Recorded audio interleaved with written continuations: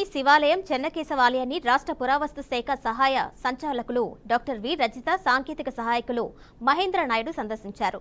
ఆలయం లోపల ఉన్న శిల్పకళలు, కట్టడాలను పరిశీలించారు. ఆలయం శిథిలావస్థలో ఉందని, ఆలయ సంరక్షణకై ఉన్నతాధికారులకు నివేదిక పంపుతామని తెలిపారు.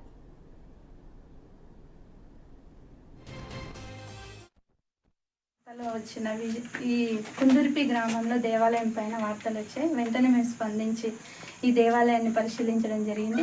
మా పరిశీలనలో భాగంగా ఇక్కడ నాగబంధము, నాగ దేవతలు అంటే విగ్రహాలకు సంబంధించి మనకు ఆర్కిటెక్చర్, స్కల్ప్చర్స్ అన్నీ పరిశీలించడం జరిగింది. మనకు టెంపుల్కి మనకి ద్వారపాలకులు అంటాము. చూస్తే వైష్ణవ మతంలో ఉన్న ద్వారపాలకులు కనిపిస్తున్నారు.